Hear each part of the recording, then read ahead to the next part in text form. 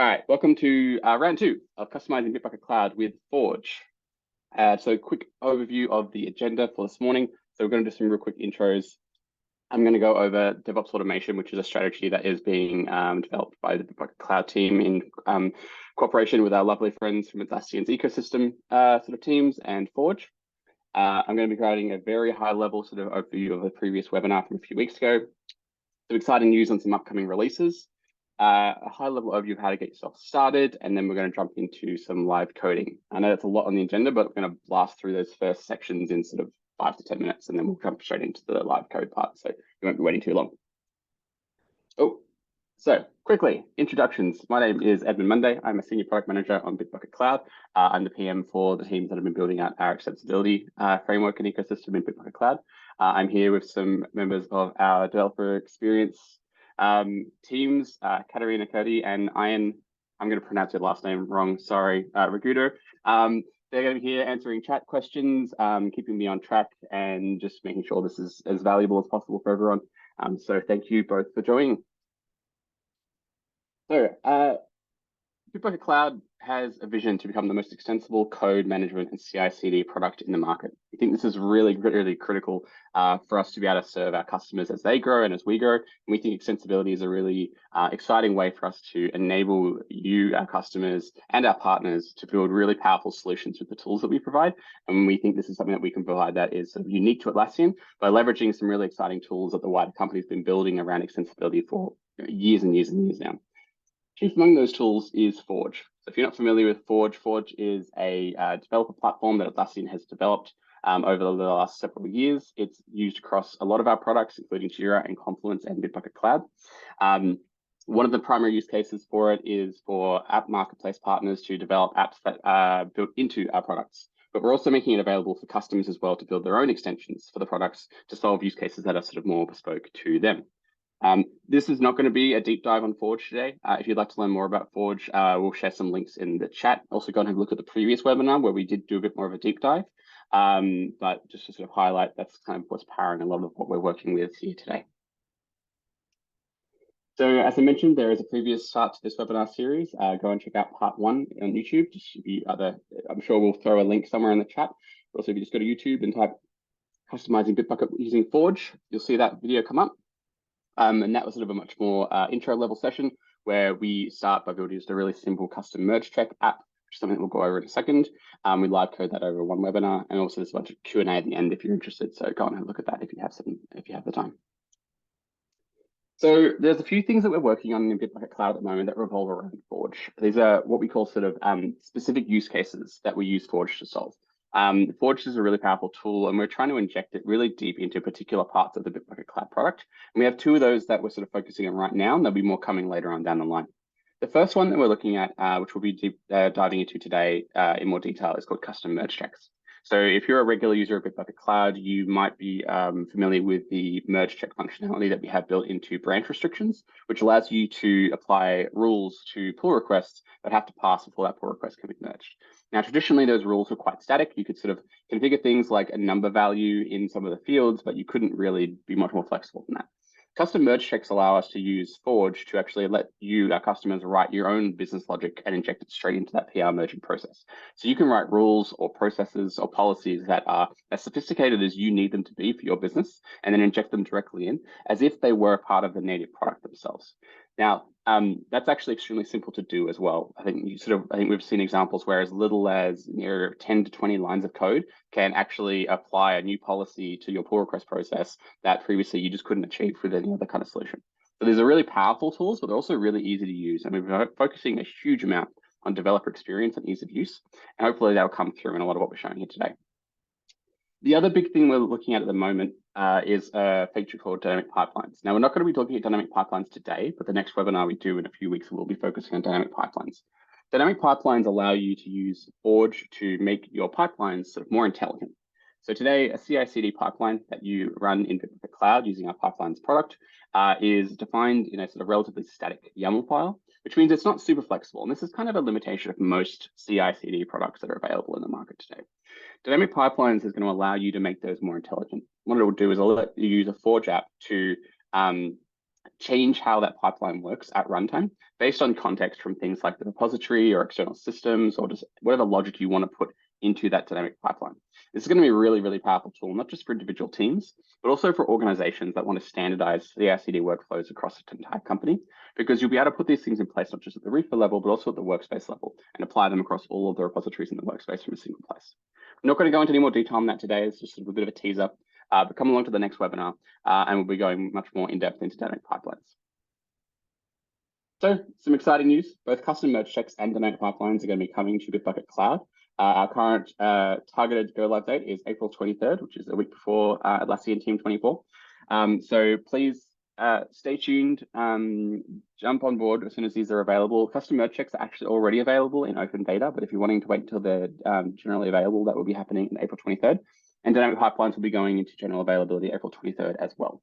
So both really, really exciting capabilities. We're really excited to see what people start to build with those. We would really love for you to get involved in the community around this. We have an online community that has been set up for the Forge integration implementation in Bitbucket Cloud. And we're really excited to see what people build, because we know that there's use cases for this. We're actually already using these internally at Atlassian, like massively, and we're seeing lots of exciting things ourselves. But we know that you all out there are going to come up with even more interesting and exciting things, and it's going to give us sort of inspiration to make these tools even better. So please jump into that community, become part of that, share what you build, because that helps obviously everyone sort of understand what's possible. It also helps us understand what is working well and what we need to improve on to make these tools better for you and sort of more capable. So please get involved. So how can you get started today? So as I said, custom merge checks are already in open beta. So once you're off this webinar, you can go and start building a custom merge check yourself. We have documentation, we have webinars, we have sample app repositories, we have basics of Hello World tutorials, we have that community I just mentioned before. I'm sure we have a bunch of other things that I'm forgetting to mention, but Katarina and I will pop links to all of these things in the chat. So please go and explore, learn how it works. I think the Hello World tutorial is probably a great place to start. And then once you sort of are familiar with that, probably jump into that previous webinar, because that dives into a very basic custom merge check. So that could kind of get you up and running and away. What we're going to be doing today is probably a bit more sophisticated than what you want to be doing sort of on day one. And it's meant to be kind of an evolution of some of the work we did in the previous webinar. So if as you're following along to this, it seems maybe a little bit kind of more complicated or a bit more powerful than maybe you're sort of hoping for initially, don't worry. This is designed to be a kind of bit more advanced implementation of a custom merge check. You don't need to go this far. You can implement things that are much simpler. And we go over one of those in the previous webinar. And like I said, it's literally around about 10 to 20 lines of code to do something genuinely useful. All right, before I get started, I'm just going to quickly bring the chat up because I can't see the chat at the moment. Make sure there's nothing there and I need to jump in. All good. All right, perfect. Let's get started. So I'm going to leave this up here for now. I'm going to stop sharing that. I'm going to make that small. Sorry, I've got to go and move a bunch of tabs and windows and stuff around now. The screen sharing juggling begins.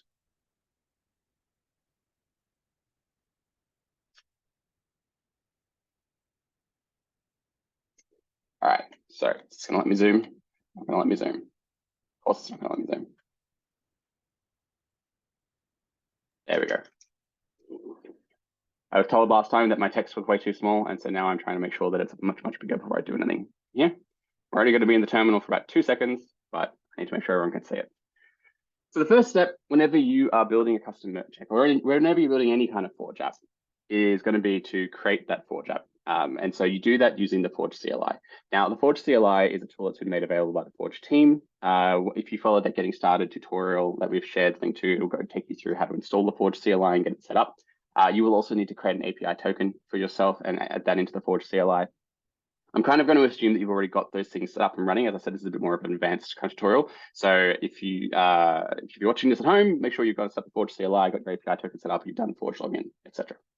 So I'm going to just make sure that I'm in the right directory. So code, and then I'm going to create the Forge app. So I'm going to go Forge, create. You can all watch me make a lot of spelling mistakes as I go.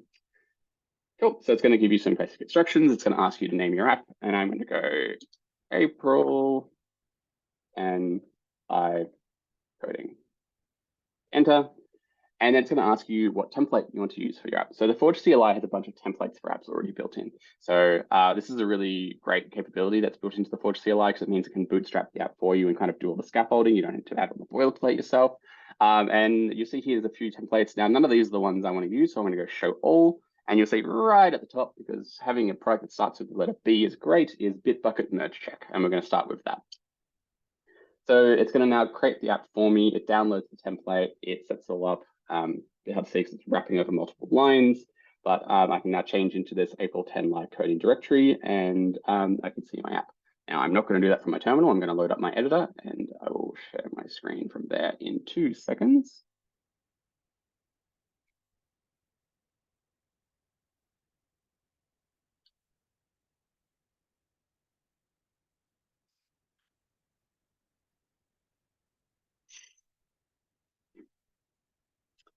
One moment, I'm getting the spinny rainbow wheel of doom on my Mac at the moment. So maybe in the meantime, I can share that we got some feedback that the text was almost too big. So... Almost too big. Okay, I'll work on getting the balance right. Okay, one moment, sorry. I am seeing a thing saying application not responding, which is not what I want. Give me 2 seconds, let me fix this up. Wouldn't be a live webinar if something didn't crash right in the middle. And if anyone has any elevated music, it would be greatly appreciated. I don't. Actually, probably you don't want to listen to the music that I would play. All right, let's see. Are we going? Are we going?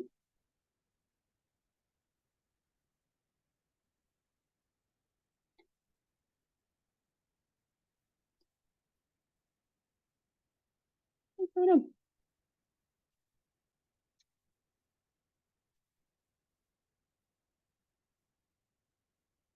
All right, so apparently my laptop has decided it doesn't want to run 2 versions of my editor at the same time.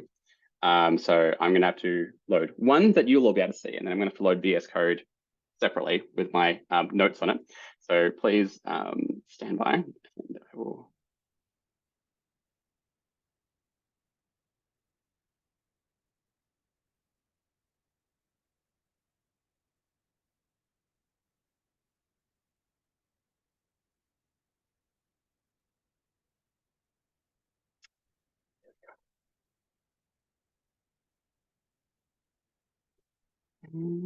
Share screen. All right. So now that is up. Now we get asked this every single webinar.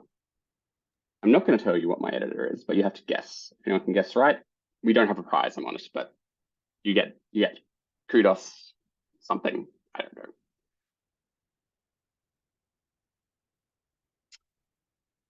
2 minutes, 2 seconds. Sorry, I'm just resetting up my environment because my computer decided it didn't want to behave this morning.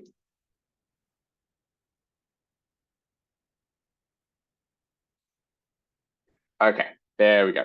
So what you should be able to see, so I can see there's a hand raised. Now, just for the sake of timing, I'm not going to take real-time questions, but please chuck your questions in the Q&A feature. And we've got some time at the end to come back to them. If it's a really specific thing that you want to ask a question about, maybe grab like a screen grab like while you're watching if you want to like ask about a specific thing. But just if we stop all the way through to answer questions in real time, we'll just blow out the time. So please chuck your question in the Q&A and we'll get to it at the end. So what you can see here is the Forge app that I just created. So the Forge CLI has scaffolded this app for me, and I'm going to quickly just run through what it has sort of built up. So the first thing I'm going to show you real quickly is this manifest file. So this is how the Forge platform knows what your app is and how it works and what it does. So this is a really important thing to understand. We'll go through this in a bit more detail in a second, but just know that this is here. There's also this source folder. And then in here, there's index.js, which is where it places the code for your custom merge check. So what it has done is it's scaffolded a basic custom merge check, which just returns basically a fail value, which will block the merge if it goes ahead. Now you can see here already, this is literally 6 lines of code. Now, obviously this isn't super valuable. It's just going to return a fail every time. But this is a fully functioning custom merge check. It works. It will do what you want it to do. So this is just a great example of theoretically, you can make something that actually does work in 6 lines of code. It's very simple and easy to understand. Now, obviously, this is not what we're going to be doing today. We're going to be doing something a little more comprehensive than this. So what we're going to be doing is I'm going to be creating an example which uses Bitbucket pipelines, which is the other product that I manage, subtle plug, to run a secret scan over a pull request on a repository and look for any secrets that may have been included in the code being pushed up to PR. When it finds one, it's going to create what we call a code insight report, which is a feature of Bitbucket pipelines, which basically raises a type of insight about the code being pushed. In this context, we're going to be raising a security vulnerability against the PR. And that's all existing functionality of pipelines. And don't think too much about the specific pipelines implementation here. What we're meant to think about this as an example of some third-party tool running some kind of check or scan or something and finding something. You now need a way to block the PR until that thing that third-party tool has found has been resolved. Using pipelines and a security report as an example today, but it could be literally anything. It could be third-party tools you're running on your own infrastructure. It could be some other service, whatever you can think of. It's just an example. Focus more on the custom merge check side of it and the fact that we're able to sort of check a separate item as part of this. So what we're going to do is we're going to create a custom merge check that calls back to Bitbucket Cloud and retrieves all of the code insights reports against the pull request. And if any of them are failing, we will block the PR from being merged. Yes. Hey, Edmund, yeah. Can you make the text a bit bigger? Yes. And as I open every single file, I'm going to have to remember to do this because it will reset back. How's that? Are we at like the Goldilocks zone? Yeah, looks perfect. Okay, cool. 17 points. Someone remember 17 points. Okay, cool. So in here, I'm just going to scaffold out some basic logic, just as comments, just so we can have a bit of a map. So the first thing we need to do is we want to get the PR that the custom merge check is running against. Then we want to get all the code insights reports linked to the newest commit on the PR. Then we want to see if any of them have failing secret scans. And then we want to return a result from the custom merge check based on that. So this is a high level kind of map of what we're going to be doing. And I always find that it's really valuable to do something like this when you're starting out a new app, just because it gives you kind of some idea of where you want to go and what you're trying to achieve. And it just adds a bit of structure to your thinking. So what we're going to do initially, though, is I'm going to leave this here because it can actually be kind of useful to have a failing check result by default, because in the Bitbucket UI, there's a button to rerun failed checks. And so when you're trying to debug something as you're building, it can be kind of handy just to always return a fail at the end. So you can just rerun it as you're doing your dev loop and see changes kind of in real time as you're working. So the next thing I need to do, because this app is actually relying on a pipeline scan to function, I need to add a Bitbucket pipeline workflow to this app. So what I'm going to do is I've got a Bitbucket pipeline YAML file separately. I'm just going to go and paste it in here. And I'll quickly show you what that does. So this is what a pipeline's workflow looks like. It's saying what image it needs to run on. It's got a single step, scans the secrets. It uses the Atlassian git secret scan, what we call pipe, which is just an off-the-shelf sort of little block of functionality. It's going to run a scan over this repository, and it is going to create an annotation saying secret found in code if it finds any secrets. Now, that's all well and good, but we haven't got any secrets. So I'm also going to grab another file, which I'm just going to call fake AWS secret.js. And yes, this is a fake AWS secret. Please don't go and try and do anything with this. It won't work. Which will get found by that scan when a pull request is run against this repository. Cool. So that's now set up. This is now in the code, and theoretically that should now run. So what I need to do is I need to create a pull request. So I'm going to go to my terminal, and I am just realizing that I'm in a different repository to where I was yesterday. So I'm going to have to create a repo in Bitbucket Cloud for this. So give me 2 seconds. Jump back over to my browser sharing.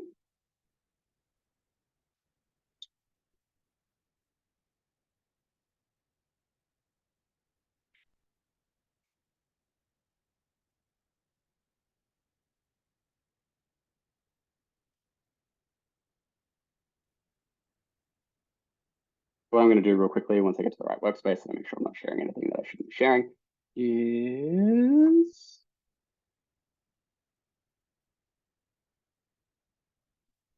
show you all my tests yesterday. I'm going to go into Bitbucket Cloud. I'm going to go to the Edmund test project, and I'm going to create a new repository. And oh, that's the wrong button. Sorry. Create repository. Name is going to be April and code.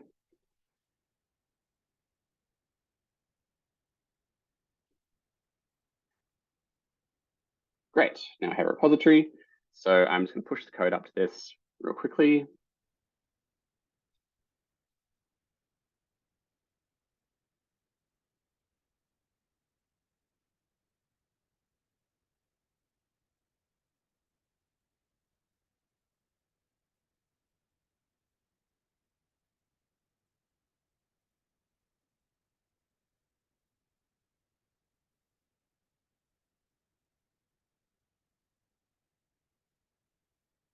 You know, it's a live webinar when there's those slight awkward pauses for 20 seconds in the middle.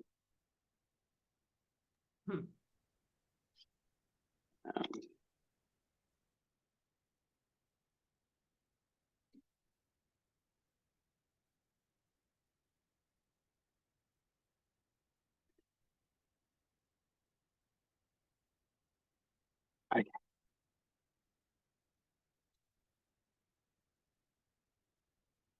All right, and we have a repository. Great, excellent. All right. So what I'm going to do real quickly is I'm going to create a PR against this repository. So back in my editor, I'm going to go git checkout -b secret. Yeah, oh, no, that's for commit messages, not for branch names. And I'm just going to make sure everything's added into that.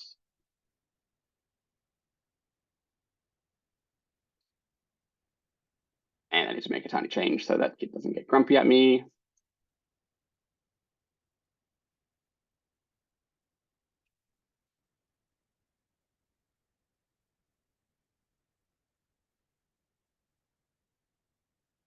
And I'm going to push it up and create the PR.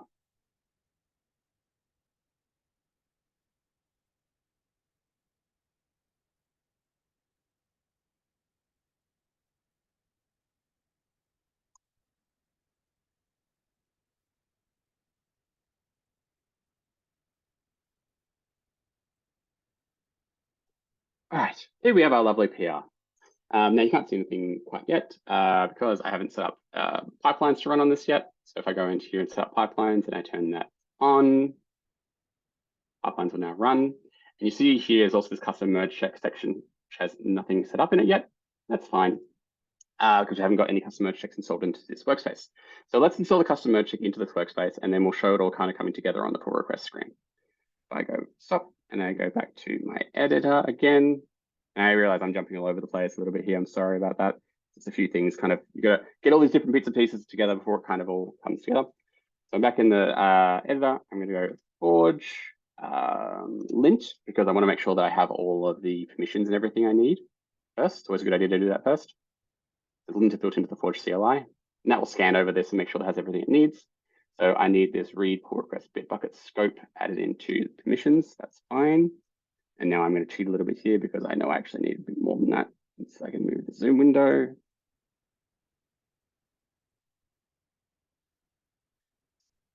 Stuff in here now.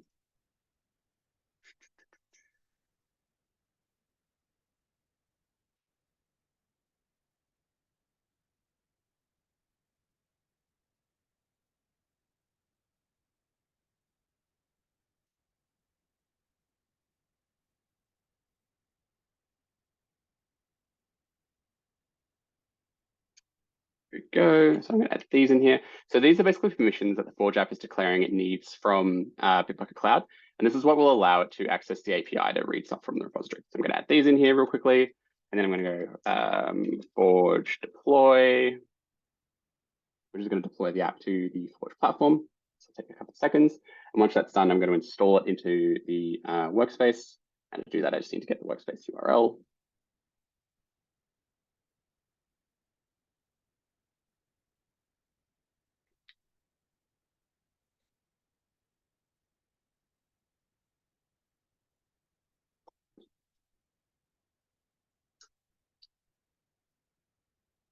This is the moment we're going to trim the video just so that we have the little loading spinning up there. Excellent. So that's now deployed. Forge, install. Great. It's going to ask me what product I want to install it into. So I'm going to say Bitbucket. It's going to ask me for the URL of the workspace. Now that is basically the bitbucket.org section plus the section following the first slash. It's going to ask me if I am happy with those permissions, which I've set. Say yes. And just to be clear, you need to be the administrator of a workspace in order to install an app into it. Right, and it's now installed. So I'm going to jump back to my browser and I will show you what that now looks like. Back in that repository, I go to repository settings and I go to custom merge checks. See here, we now have this app showing up here. When we were in here before, this wasn't visible. You couldn't see this because it wasn't installed yet. So this app is now deployed, it's now installed, and it's now, you can now add it to the repository. So to activate it on the repository, I go over here. There's two options here. You can set it as recommended or you can set it as required. So if it's required, it will block the merge if it fails. If it's recommended, it will not block the merge. It will just provide sort of an information prompt to the user to say, hey, you should probably do something a bit different. This is a new feature we're adding as part of custom merge checks. Quite exciting. This will be a really powerful tool to kind of instruct best practice. We're going to set it as required for today. That's now set up. I go back, pull requests, back to my pull requests that I ran before. You can see here, my customer check is now there. You can see it provides some information when I hover over it. In the past, I can rerun that and it will fail again because I told it to always return a failing result. And we're all good. Okay. So that's kind of the scaffolding all set up. We're done. Now I'm going to show you how it actually works. So what we need to do is we need to run a pipeline against this pull request. And you see it hasn't run yet because I didn't turn pipelines on before I created the PR. So I need to push another change to this pull request in order for the pipeline to run. I'm going to go back to my editor. I'm not going to show you this because I'm literally just going to add one line change to a README somewhere.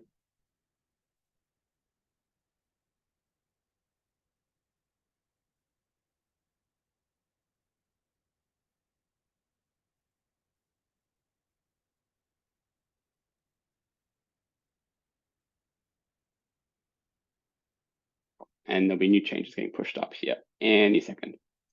And then I will just need to refresh the page and the pipeline will run.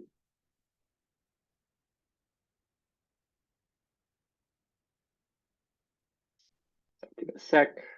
You can see here pipeline number 1 for secret scan is running. I'll quickly show you what's going on there. So that's just using the workflow we defined in that YAML file. It's going to go in here and run a pipeline. And what we will do is it'll look for secrets in the repository. It'll find that fake AWS secret and it will raise a code report saying, hey, you have a vulnerability in your code that you've just pushed up. Great, please probably don't merge that. So this is going to go ahead. This takes a couple of seconds to run. So just be a little bit patient when you're running these kinds of things. And once it's done, you'll see an outcome of that.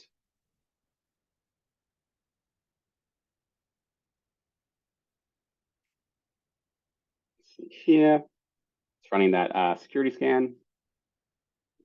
Actually pulling a Docker image in, which is why it's taking a little while because it's security scans inside a Docker image.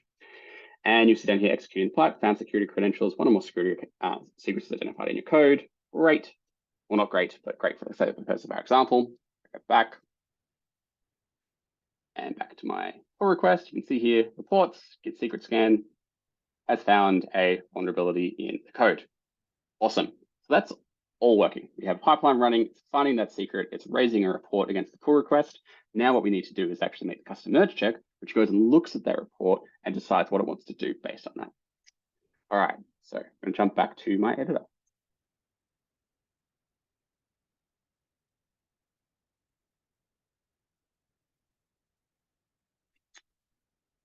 Okay, great. So everything's all set up and ready to go. We can actually start writing some logic now, which is great.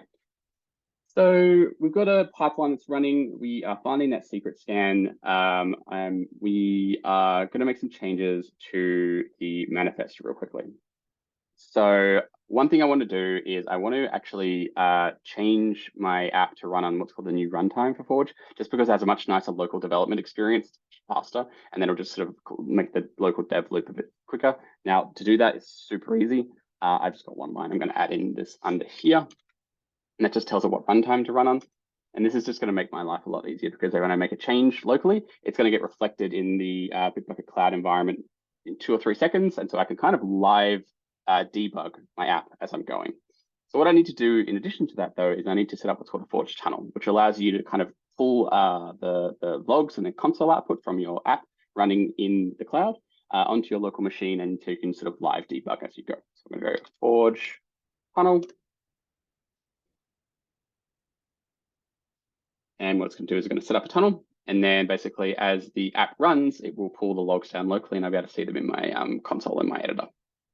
Listening for requests, great. So if I quickly go back to Bitbucket Cloud and I rerun that check, you should see here invocation is running. It won't show you anything here because I'm not doing any console logging as part of my app, but you can see here that the app was just invoked, and you can see something coming through in your terminal. Great, all right, so we've got our live debugging setup going. And one last thing I want to do is up here under this Bitbucket merge check module, which is where you kind of declare your actual custom merge check. I want to add another trigger, which is on merge. So we actually want this check to run when you're trying to merge the PR. We don't want it running every time code is pushed up to the PR. The reason for this, and that might sound a little bit strange because you want to be scanning the code, it's an ordering issue. So Bitbucket pipelines doesn't run instantly, whereas the checks run nearly instantly. And so if you're running the check as soon as the code is pushed up, even if it is going to find a secret in the code, that pipeline hasn't finished yet. And so the check doesn't see any report, and so it thinks it's fine. So it's important to run things like this, which you're waiting on sort of third-party tools, as an on-merge check, not an on-code pushed check. And that just tells the system when you want to execute the check, when you're trying to merge the code or as soon as the code is pushed to the PR. I'm going to leave both of them here for now because on-code pushed is really useful for debugging, but on-merge is where we actually want to enforce this check. Okay, so going back to index, let's start adding some logic in here. So first thing I want to do is I want to create a function for fetching the pull request on that the check is running against. Now I have code for this already built. Now I'll copy across and then I will show you all how that actually works.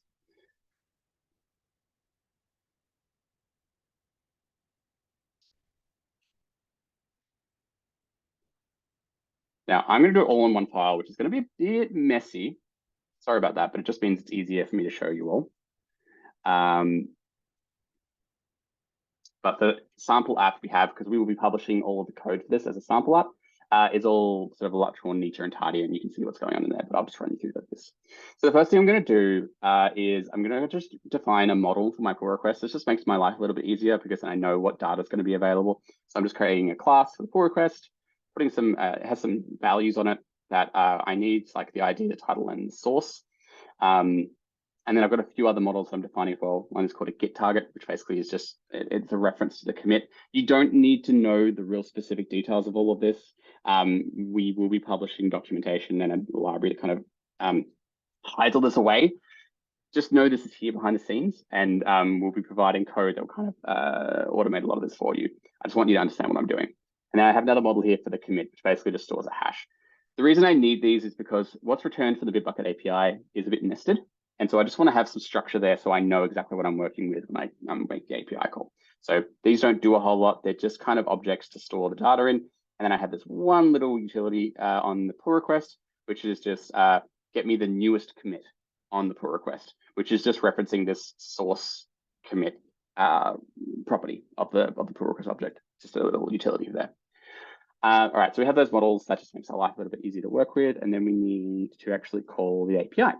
So first thing I'm going to do is I'm going to install the Forge API library. So I'm going to go npm install at Forge /API.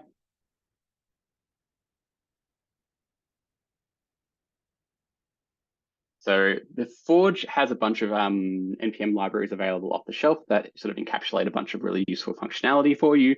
The Forge API module is one of those.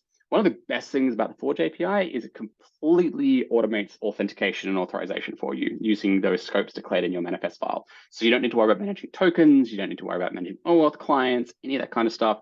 You just write one line of code and Forge kind of looks after it all for you. It's kind of like magic. So now that's installed, I'm going to go up and I'm going to import the Forge API code, import API and route from @Forge API. Route is just a little utility that helps you write URL paths for your API calls. Then I'm going to grab this, which is, and this is a function which will get a pull request. So this function takes a workspace ID, a repository ID, and a pull request ID. It then makes a call to the Bitbucket API using this API.asApp function, which was made available by the API module we just installed. And then you pass the URL that you want to call in here as part of that route. It will go to the Bitbucket API, grab the pull request that you reference.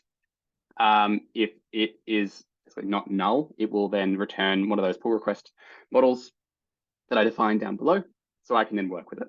This is basically it. So this is all you need to do in order to get a pull request from the API. We are working on a library which will actually kind of have all of these API functions pre-built for you. So you can just import it into your app, just pass in these IDs, and it will go and get the stuff for you and return it. Hoping to have something available by the 23rd, if not soon after. So we'll be sort of doing a lot of those for you, and you can just call these functions and make your life a bit easier. All right, so we have our models, we have our function. Now I need to actually put this in my code. So we're going to browse, so I'm going to go const pull request equals, I need to get pull request. And I need to get the IDs and stuff from that. So all the IDs and everything you need are in this event object right there.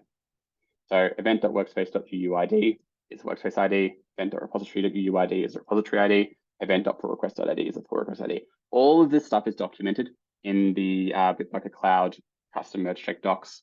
So you can find all the references to this. This just makes my life a bit easier to have these out like that. So I need to pass in here the workspace ID, the repository ID, and the pull request. Pull request ID.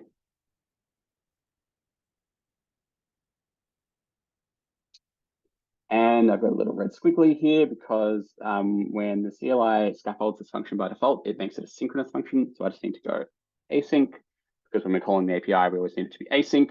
And then I'm awaiting this function here so that it can go to get the API and come back and we should have pull request. So let's test that out. Let's see if that's working. So I'm just going to go console.log pull request. And I'm just, oops, that's the wrong one. And I'm just going to log that pull request there. And now, because we've got the Forge tunnel running, I can go back to my editor, my browser, rerun that check. And you'll see here that it had an invocation, and then it went to the API, it got the pull request, and then it's just logged the pull request details into the console. And so you can see there how fast that kind of dev loop is. I made the change here. You didn't see me off screen. I just went back to that pull request and hit the rerun button on the check. It called the API, got the pull request, and then logged it to my console. And that was sort of a couple of seconds. So we're all good. Great. So we have a pull request. Next up, we need to get the code insights reports attached to that pull request. That's actually quite simple to do.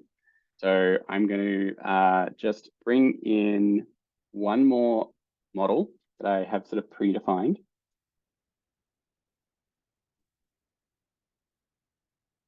So I've got this, we'll call it commit report model. And again, this is just an object that just holds some values. But the commit report, and then I have another function that I'm going to use called get reports for commit. So insights reports are attached to individual commits, not to a specific pull request. And that's a really important distinction to understand, because you need to be making sure you're getting the reports for the newest commit on the pull request. Otherwise, you're not looking at the latest code. You could be looking at old code. So what this function does is it takes a workspace ID, a repository ID, and a commit hash. It calls the Bitbucket API. It gets back a list of reports. And then basically, if there are any reports in the list, it will return a list of these commit report models that I defined down here. If there's nothing, it will just return null. Now, question you may be asking is, well, how do we get this commit hash? Because we've only got a pull request ID here. We haven't got a commit hash. Well, that's why we got this pull request. Because with the pull request object, pull request model, you can access the newest commit on the pull request, and you can get the hash for that commit relatively easily. So I'll show you how to do that. So I need to go const code reports equals get reports for commit. I need to await this as well because it's an API call. Go workspace ID, repository ID. And then what we need to do here is you go pull request dot newest commit, because if you remember, I defined this newest commit getter on the pull request class. And then, sorry, the large text is making off, dot hash. So the commit object has a hash property on it. So I can do pull request dot newest commit dot hash, and that will give us the commit hash of the most recent commit on the PR. Great. So that should now give us all those code reports. And if we go console.log code reports, and I'll show you what I'm doing here just real quickly so you can see how I rerun the merge check. Going back to my browser, and I just hit this rerun button. Really handy while I'm doing my debugging.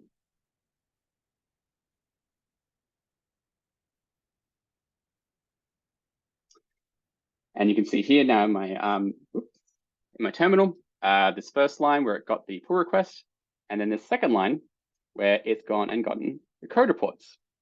And it's gotten a commit report from the git secret scan scanner. And you can see there's a result here of failed, which is what we're looking for, a failed report from the git secret scans code insights scanner.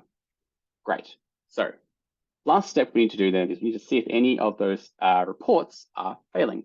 And that's relatively simple. So I'm going to grab got this function here, which is has failed secret scan reports. I just pass in my commit reports to that.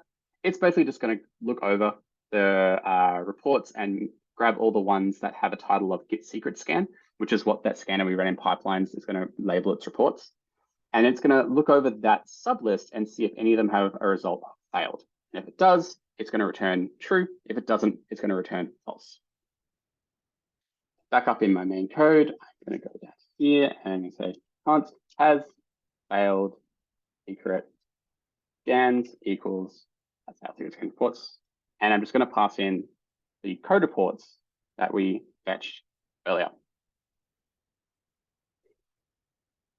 And I'm not going to bother console logging this because it's actually fairly simple. I'm actually just going to return a result from the check. So last thing we need to do, I'm going to get rid of this down here now because we don't want that anymore. Is return a result to the custom merge check app. So custom merge check app needs you to directly return an object, and that needs to have two properties. One is a success property, which is a Boolean, true or false, and the other is a message property, which will show up in the UI when the check fails, and you can use that to tell the user what they need to do to fix the check. So I'm going to define a message here, which is just if we do have failed secret scans, it's going to say failed security reports found. If we don't have failed security scans, it's going to say no failed security reports found. And then it's going to return success, which is basically the inverse of has failed secret scans. So I'm not going to go through the explaining how a double negative works, but I'm sure you understand. This is what we need to have. So it's going to create a message and a success, and then we can return that, and the custom merge check will work. Now, there's one last thing I want to do real quickly, which is now that this should be working, I don't want to have that debug thing running anymore. Actually, I might just test this real quickly. Let me share my screen.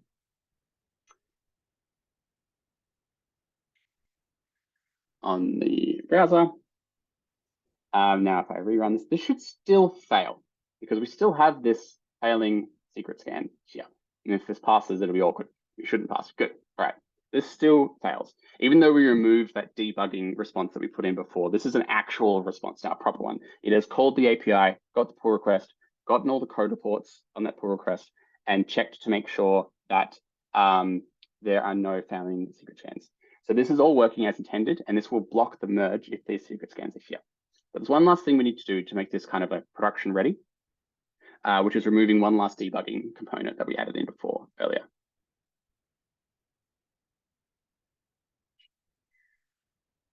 So if you might remember way back at the beginning, in this manifest file, we left this on-code push trigger in here because it's good for debugging.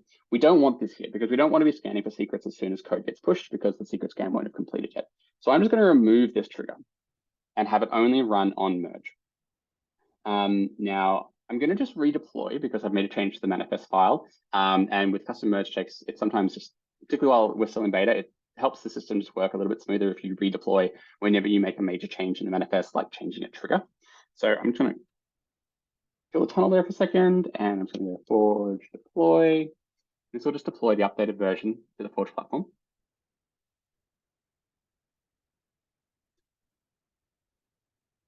And while I'm doing that, I'm going to go back to my other terminal. I'm going to push up all the code I've just changed.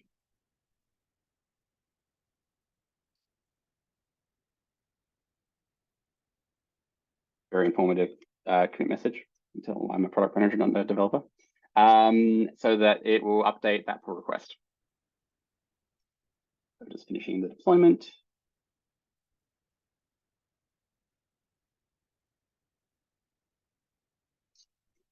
Great, it's all done. It's all done. I go here, back to my browser, and I share my screen. Here's our new code that's been pushed. Refresh.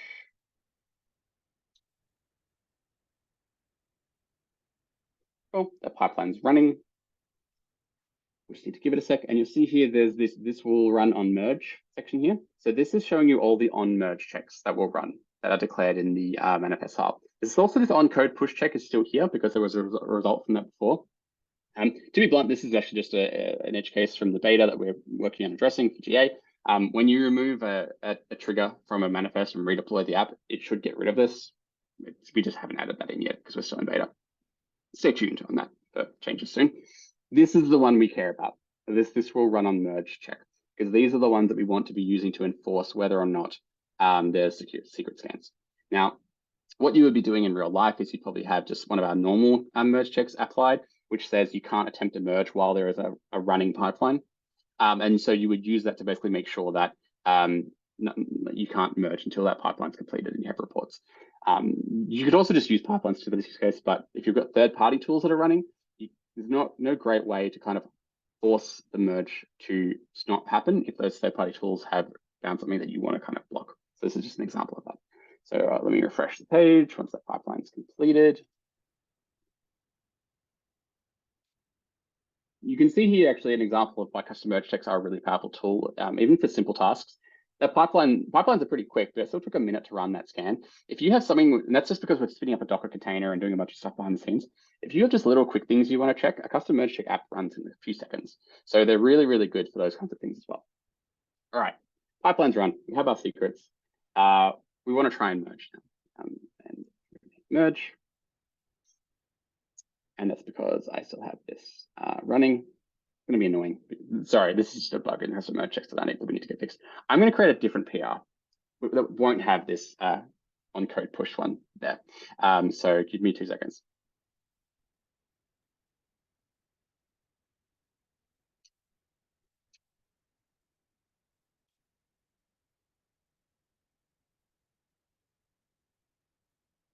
Edmund, we also have like a good amount of questions. So I wanted Yes. to check with you, how long do you think I'm about we'll still go? 10 seconds off being done, and then we'll jump into Q&A. And then we have some time at the end as well. Like, I'm happy to hang around.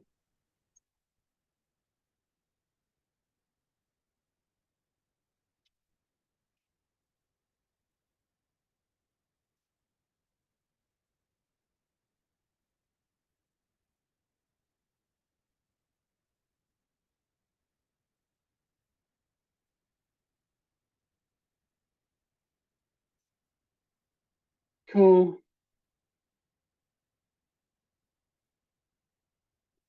And just need to wait for that pipeline to finish. Actually, that's interesting. I probably won't even need to wait for that pipeline to finish. So it's already got a code report here. It's actually kind of interesting. So because the latest commit on this PR is the same as the latest commit on the other PR, it's found this code, the secret scan from the other PR and pulled it across. So theoretically, I go to merge. It says here there's one on merge check left to go that will run when I hit merge. Then I hit merge, it will run that final merge check. And that should fail because we have a secret scan here that has been found, that's failed. And it will block. Here we go. You see here now that merge just got blocked because the on merge check ran and it found the secret scan and saw the failed security vulnerability, which has then blocked the merge and prevented that code from being merged into the repository. And that's it. End to end, getting the pull request from Forge. Let me just quickly jump back to the code and do a quick recap. So we get the pull request from the API using this get pull request function here. We get all the code insights reports attached to the latest commit from that pull request here. We scan over those code insights reports to see if any of them are from the Git secret scanner and they have failed. And if they have, we fail the custom merge check and we block the PR. And that's it. So all the code for this will be shared in a much neater, more well-structured format. And you will be able to look at it yourself and use this to kind of base your own apps. And then we'll stop here for questions for a little bit. Cool. So as usual, if you can sort them by most upvotes. Yes. All right. So are there any immediate benefits of using a Forge app for PR validation, verifying linting, code formatting, passing tests, etc., over performing the validation within a pipeline YAML directly? That's a really excellent question. So I'm going to try not to ramble on this answer. Yes, it's really good idea to see custom merge checks and pipelines as being complementary features, not competing features. They solve different use cases. And actually in a lot of situations we're looking actually at the ability to allow a custom check to actually invoke an arbitrary pipeline when it needs certain things. That we see potentially a future, and I want to be clear, I'm not saying this is what's going to happen, but there's a potential future where the concept of kind of like a single monolithic pipeline kind of goes away a little bit because it can actually be, it's not the most efficient way of doing it. And you almost might have a series of small checks that check individual things, and each check invokes its own like little mini pipeline that goes into stuff. The difference between a custom merge check and a pipeline at a technical level is a pipeline runs in a Docker container, and it has direct access to the code and the disk that the code is sitting on. That's a really important distinction because Forge apps are basically lambdas. They don't have access to disk, so they can't clone the repo and do things like that. What they can do, though, is call out to third-party systems, make calls back to the Bitbucket API with really solid authentication and authorization that's completely like free. It's done for you. You don't need to think about. Whereas pipelines, if you want to call out to third-party tools, it can be a little bit clunky because you need to store secrets or you need to cut like an OAuth client. It's not really designed for that. So we see this being really complementary, and we're working on a lot of capability to allow interoperability between pipelines and Forge apps in general, because we see a really powerful capability from that. For example, what happens if a check could run a pipeline and then all of the output from that pipeline could be returned to the check and then use the check to kind of do some logic, maybe call out to another system and then block a merge. So don't see them as being competing, see them as being complementary.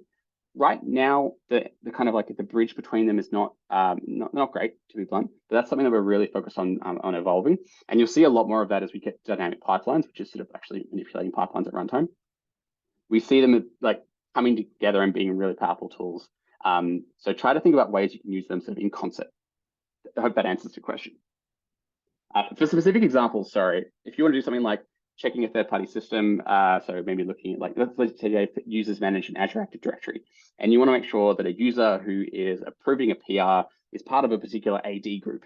That's a great example of where a check, a Forge app, is going to be a much better use case than something like a pipeline, because that Forge app can use authentication. It's going to run in a couple of seconds rather than like a minute or two.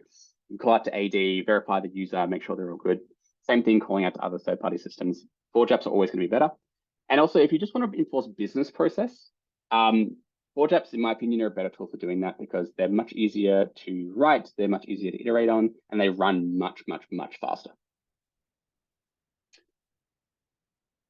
Do the little stars on the required level for the check require the premium plan? Great question. So yes, if basically custom merge checks to be enforced will require Bitbucket Premium. This is the same as the existing implementation of the existing merge checks. So if you are trying to enable the option in branch restrictions, which means all merge checks must be passing before they will block them, or the merge can be allowed. That's a premium feature. So this basically just keeps it in line with the existing merge check functionality. Standard customers will be able to use recommended checks without having to pay for premium, but enforcing them on the merge will be a premium feature. Is there an intention to allow custom merge checks to be installed at the project or the repository level? So I need to be very specific with my wording here. Forge app installation will always happen at the workspace level because Forge apps, the way they're designed is that it's scoped to a workspace. But if you're familiar with Forge, you probably already know that one of the things that Forge does is if you have Forge Lambdas running based on events, it runs for every event in the workspace or site that is being installed against it. And that can actually be kind of annoying sometimes because you want to scope it down. Today, if you install a custom merge check into a workspace, it will only run when events occur in repositories that have activated that custom merge check. So if you don't go into the repo settings and say turn on the merge check app, that app will not be invoked for events in that repository. So it massively reduces the load and the amount of events that are firing at those Forge check apps.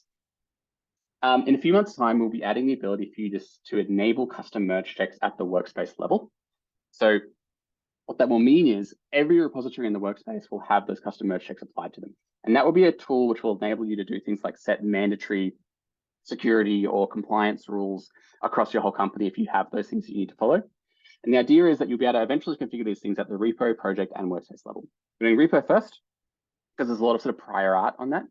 Workspace will be second, and then we'll be adding in project a bit later on. So you can configure them at all three levels. But in terms of installation, it will always be at the workspace level, but then you'll activate them at the level of individual things beneath. Hope that makes sense. If the code is pushed and the merge is run quickly enough, could that still allow bypassing of the secret scan if your report hasn't finished yet? So it's a great question. And to be blunt, this is more of an edge case in my particular example than anything else. So there are existing, we call it classic checks that you can apply to a PR, which says you can't merge unless there's at least one green build. So what you would do in that context is you would basically just apply that classic check, which is that you can't merge unless there's at least one green build, and then that would force the pipeline to complete. And then you have the on merge check, which then checks afterwards. Like I said, that's an edge case of the specific example. Try not to think too much about the specific like pipeline running, doing the git secret scan. Think of it more as any third-party tool or external tool that does some kind of validation or work that you want the custom merge check to validate. One of the really powerful capabilities, one of the use cases we see custom merge checks playing is as a validation mechanism on other tools doing work when those tools don't have a way to actually directly kind of block a merge. So don't get too caught up. Your point is absolutely valid. There are ways to prevent that by having the one green build check in place. You could also have an on merge check that actually calls the Bitbucket API and checks to see if there is an in-flight pipeline running, or you could even make it part of this existing custom merge check. Checks to see if there's a pipeline that's in progress and will automatically fail if there is a pipeline in progress. So you could just add it to this check yourself as well. So there's plenty of ways to sort of work around that edge case. Are there any plans for git clone filter support in Bitbucket in order to work with large? So look, to be honest, Andrew, it's not super related to the topic. I don't have an answer for you off the top of my head. I'm not going to spend a huge amount of time on that just because it's kind of very much Bitbucket Cloud related, not so much Forward related. I know that we are doing a lot of work around how we can make monorepos more workable. Dynamic pipelines is going to be a really powerful feature for monorepos because it's going to allow you to do things like selective test execution based on change sets and things like that. Git clone filter, I'm not 100% sure. I will take a note and I'll follow up. I don't know how I'm going to be able to get you an answer on that though. So maybe we'll post a follow-up or something on community if we can find the answer. And I'll include this in that, even though it's not specifically related to Forge stuff. Yeah, I haven't got an answer from my head. Let me just take a note on that. all I can say is that stuff to help with mono repos is definitely a focus of us at the moment because we need it ourselves. When should I prefer using Forge instead of Python script executed by the pipeline? Currently seems more flexible to me, right? So anytime you need to access the Bitbucket API, Forge is going to be the answer because it has that magic auth kind of baked in. Anytime you want something to run quickly, Forge is a great option because it runs in a few seconds rather than a few minutes. And yeah, anytime you need to talk to any sort of third-party service, Forge is also going to be great because Forge has a bunch of capabilities around authentication, which you can also use to verify its identity with third-party services as well. So kind of similar to the first question around pipelines versus checks. See them as complementary. Checks and Forge are extremely flexible. They're very fast. They're very easy to iterate on. If anyone's ever written a custom pipe, for example, it can be a bit of work to Dockerize it and everything like that. Forge apps and checks are much more flexible. You can also get some really, really powerful use cases when you start combining them. Like I said before, have a check, which is used in concert with a pipeline, which checks the API to see if there's a pipeline in flight, automatically fails. You can actually get a check to call the pipeline API, look at the result of a pipeline, and then do things based on that. So you might have some more conditional logic you want to run. Think about checks more as, trying to think of a good example for it. Pipelines bundle a lot of logic up into one output. Checks let you be much more granular with that output. And so you could have maybe 4 separate checks, whereas before you might have had to have one monolithic pipeline, which would only ever give you a pass or fail. Split it up into 4 separate checks, and then you get much more granular outputs as well and feedback to your users. Is the comparison made between the last build and the current one? Can I configure it to always be done based on the latest release? If I'm understanding your question correctly, that's what this will do already, because when we ran the check, we got the PR and we were looking for reports against the newest commit on the PR. We weren't saying, get me the latest reports for the most recently run pipeline. We were saying, get me the reports for the most recent commit on the PR, which will always be the latest code. Now, someone before raised an edge case of, well, what if the pipeline hasn't finished running yet? And we kind of actually addressed that. What I'd say is in that context, you would just make another call to the Bitbucket API from the check and say, is there a pipeline in progress? If yes, fail this check immediately. Just say straight up no. And then if no, check for any secret scans against the latest commit. And if they are failing, then fail the check. So you just add one extra step into your logic to basically check the pipeline API and see if there's an in-flight pipeline running. But the way we did it here, will always be checking the newest code, not the latest pipeline. And that is a really important distinction because the latest pipeline could be for old code. Is it possible to run a post-merge check that rebases any other pending? Interesting question. We've been toying around with how you could use this stuff. It's not an officially supported use case today.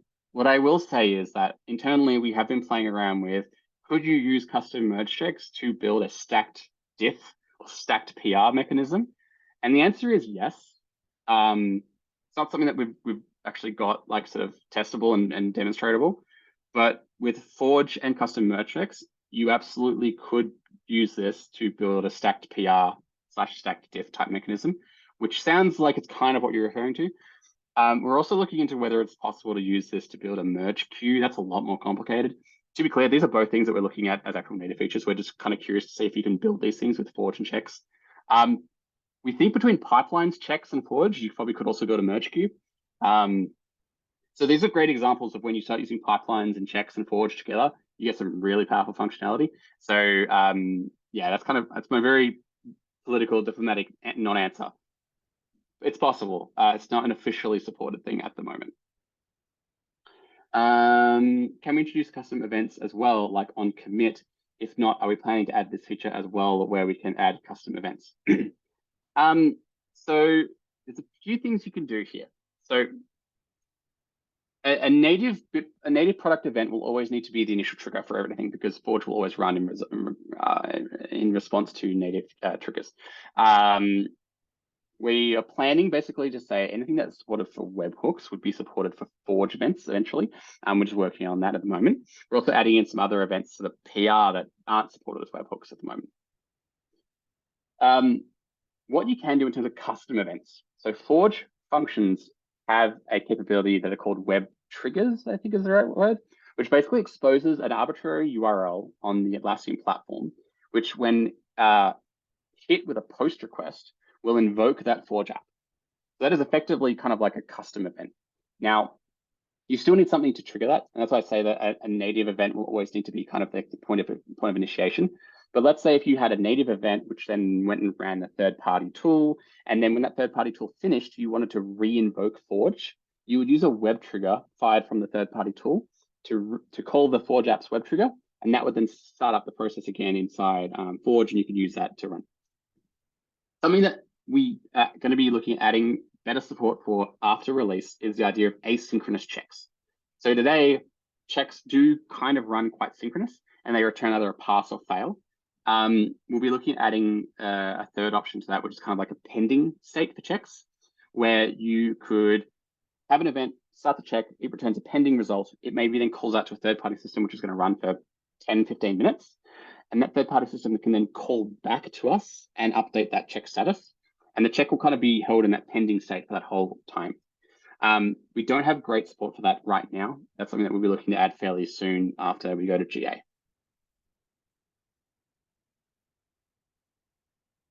And I think that is all the questions in the Q&A.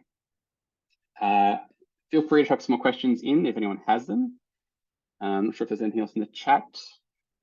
Oh, I was just like saying, you know, as you were talking about the async checks, and you reference to third-party systems, because like a lot of people are interested in AI. So I was just thinking about our ShipIt. Yeah, that's actually a great example. So OpenAI is a great example. Today, Forge functions, custom merge checks have a 25-second timeout on them. They have to return a result in 25 seconds. Anyone who's used the OpenAI API knows that sometimes it can take more than 25 seconds to give you a response. So in that context, that's a great example of where you might want to have a sort of an asynchronous thing running. There's other ways you can handle that today as well. But we'll be adding better native support for asynchronous events and things like that relatively soon after launch. Awesome. Like I said, the code and everything will be available. We will share it. Jump into the community, the Bitbucket Cloud community for Forge. That's not the name, just look it up, you'll find it. All of this stuff will be available. And that's we have another webinar in a few weeks. We'll share the details of that on the community site as well. And that will be going into dynamic pipelines, showing you how to sort of change your pipelines workflows at runtime based on context. And yes, there will be representatives at Team 24. Fortunately, not me, because I've injured my back. I can't fly.